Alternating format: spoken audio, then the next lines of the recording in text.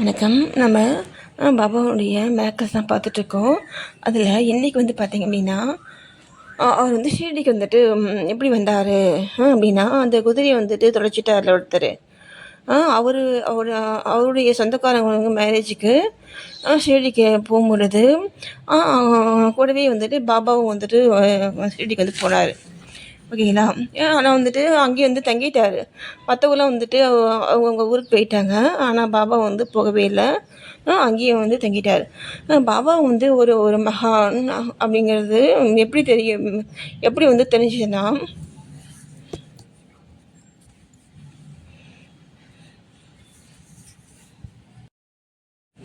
அந்த கல்யாண கோஷி கூட அவர் வந்து ஷிரடிக்கு போனார் இல்லைங்களா. அப்போ வந்து அந்த கொண்டாபா கோயில் இருக்கு இல்லையா, அங்கே தான் வந்து எல்லாம் வந்து தங்கியிருந்தாங்க. அப்போ வந்து பார்த்திங்கன்னா, இளம் பக்கிரி இறங்கிக் கொண்டிருப்பதை பகத் மகள்சாபதி நான் அந்த பூசாரி அவர் வந்து பார்த்துட்டு உடனே யா சாயி வர வேண்டும் அப்படின்னு கத்தினார். கோயிலில் வந்துட்டு வந்து யார் வந்து இருக்காங்க இல்லைங்களா, அவங்களுக்கு வந்து தெரியும். அவங்க வந்துட்டு ஃபீல் பண்ணுவாங்க அவங்களுக்கு. அவங்க அப்போ அந்த கண்டாபா கோயிலுடைய பூசாரி காலிலா அவர் தான் வந்துட்டு பாபா வந்துட்டு ஷாயி அப்படின்ட்டு வந்து ஃபஸ்ட் டைம் வந்து கூப்பிட்டாரு. அதுலேருந்து பார்த்தீங்கன்னா மற்ற எல்லாருமே வந்து ஷாய் பாபா அப்படின்னு கூப்பிட்டாங்க.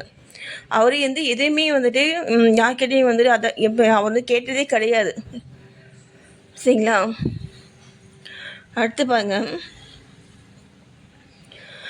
தேவிதாஸ் அப்படிங்கிற ஒரு ஞானி வந்து பார்த்திங்கன்னா, அவரும் வந்துட்டு ஷீரடியில் வந்துட்டு இருந்தார். அதே மாதிரி அவரும் வந்து பார்த்திங்கன்னா பாபா கூட தான் வந்துட்டு எப்போவுமே இருப்பார். பாபாவுடைய ஃப்ரெண்ட் அவர். அப்புறம் வந்து பார்த்திங்கன்னா ஜானகிதாஸ் அப்படிங்கிறவரும் பார்த்திங்கன்னா, அவரும் வந்துட்டு ஒரு ஞானி அவர். அவரும் வந்து பார்த்திங்கன்னா பாபா கூடயே தான் வந்துட்டு எப்பயும் இருப்பார். அப்புறம் அப்புறம் பார்த்திங்கன்னா,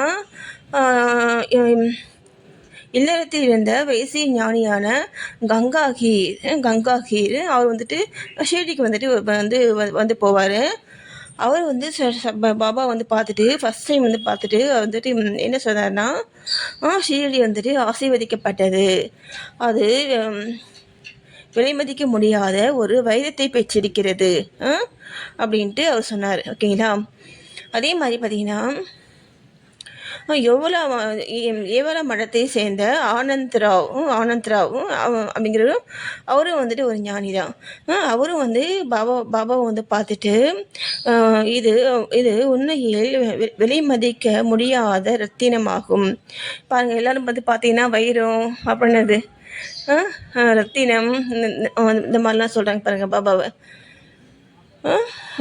அப்படின்ட்டு அவர் சொன்னார். அவர் வந்து என்ன சொன்னார்னா, இவர் வந்து பார்க்குறதுக்கு ஒரு சாதாரண மனிதர் போல தோன்றினாலும் இவர் வந்துட்டு ஒரு வைரக்கல், கூடிய விரைவில் நீங்கள் இவரை உணவீகள் சரிங்களா அப்படின்ட்டு அந்த ஞானிக்கலியா அவர் வந்து சொல்லிட்டார்.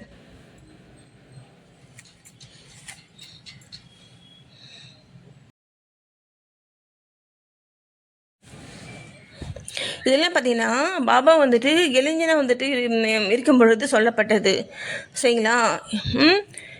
அவர் வந்துட்டு அப்போ வந்துட்டு மிராக்கிள்ஸ்லாம் வந்து பண்ணது அவர். ஏன்னா மக்கள் வந்துட்டு அவர் யாருமே வந்துட்டு ஒரு பெரிய ஒரு இதில் வந்துட்டு எடுத்துக்கல.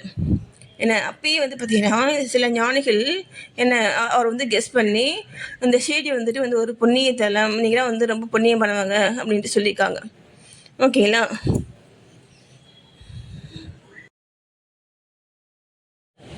ஸ்ரீ சாயி பணிக அனைவருக்கும் சாந்தி நிலவட்டும்.